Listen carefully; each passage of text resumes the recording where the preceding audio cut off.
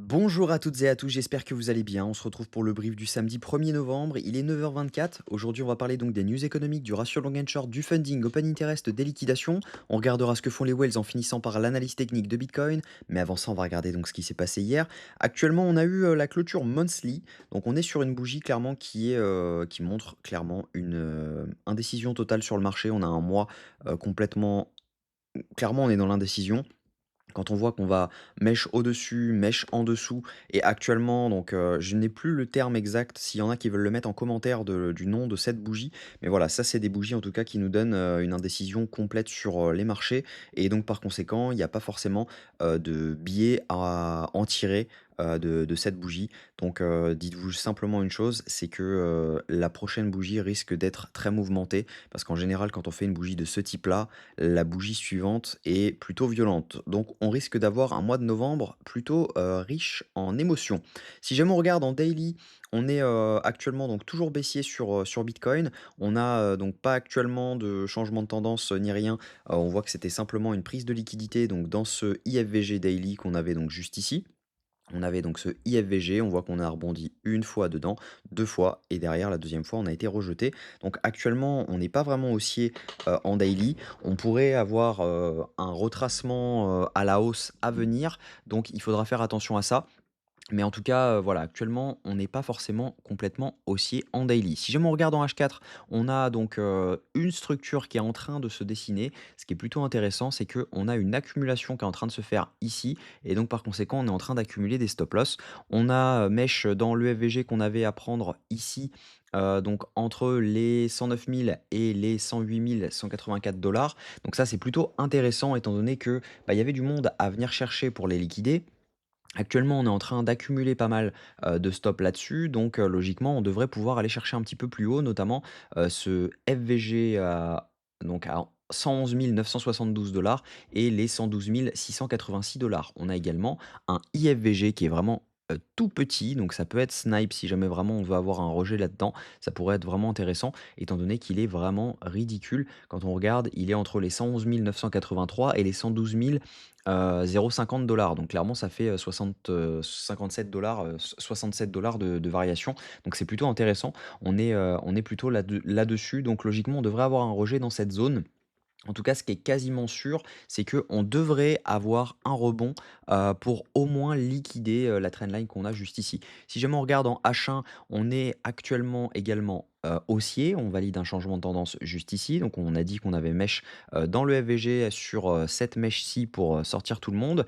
Actuellement, on est haussier en H1. On est cependant en train d'accumuler quand même pas mal de stops en dessous et donc il faut vraiment faire attention à ça.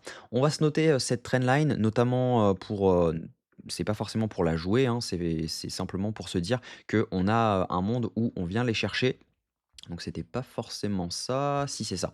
On a eu donc, cette prise de liquidité qui s'est faite donc hier là-dessus. Là, à mon avis, il y a pas mal de gens qui ont voulu jouer, le retournement là-dessus. Donc à mon avis, elle était plus clean en H4, j'ai l'impression. On était là-dessus. Voilà, non, c'était ça. On avait une touchette, 2 touchettes, 3 touchettes. On voit qu'on passe au-dessus. Derrière, il y a pas mal de gens qui ont ouvert du long, au moment où on break cette trendline. On vient, on les sort et derrière, là, on est en train de break. Donc on est en train de clairement de l'avoir cassé, de repartir à la hausse dans le FVG plus la trendline. Donc pourquoi pas avoir un rejet, pour venir chercher au moins les 112 000 $. Ça pourrait être intéressant. Si jamais on regarde également en M15, on est plutôt, dans un range actuellement, mais on est plutôt haussier. Ce qu'on voit, c'est que en revanche, même chose, c'est qu'on a une accumulation ici, donc on n'est pas à l'abri, de venir à un moment chercher ces liquidations. Mais voilà, on peut très bien laisser cette zone tranquille. Derrière, aller aux 112 000 $, continuer à accumuler gentiment. On fait un petit up, franchement pour, liquider tout le monde. Derrière, si jamais ça ravale, ce sera pour venir chercher ces liquidations et on pourra aller beaucoup plus bas. Donc il faudra faire attention à ça. En tout cas, pour l'instant, c'est haussier et on devrait pousser un petit peu plus haut à la hausse. Au niveau news économique, la semaine prochaine, on n'a pas des news énormes, mais on en a quand même pas mal. On a donc le PMI manufacturier lundi à 15h45. Attendez-vous à avoir un peu de mouvement lundi dans ces horaires-là. Mardi, on a le rapport YOLTS, les nouvelles offres d'emploi à 16h. Donc c'est même chose. Ça risque de bouger pas mal puisque c'est des news qui sont attendues sur clairement parce qu'on a un chômage qui va pas très très bien aux États-Unis. Donc les nouvelles offres d'emploi sont plutôt une news attendue.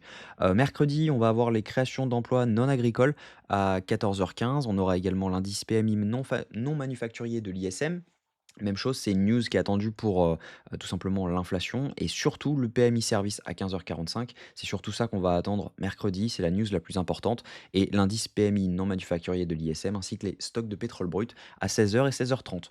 Au niveau crypto bubble, ce qu'on voit, c'est qu'on a du vert à peu près partout, c'est normal. On a Bitcoin qui est actuellement en train de rebondir et là, on commence à voir les cryptos qui commencent à avoir vraiment de la force lorsque Bitcoin rebondit. On a notamment le ZEC, le Dash, le Virtual, le Tao, le Ton. Donc clairement, c'est plutôt intéressant. Le ZEC, il est vraiment, vraiment très, très fort. Donc c'est ce que je vous disais il y a quelques semaines. Dès que vous arrivez dans un FVG H4, ça peut être intéressant d'ouvrir un long étant donné que bah, il fait que up. Et il y a franchement des setups assez intéressants et c'est plutôt easy à trade quand vous avez ce genre de mouvement. C'est simplement break of structure.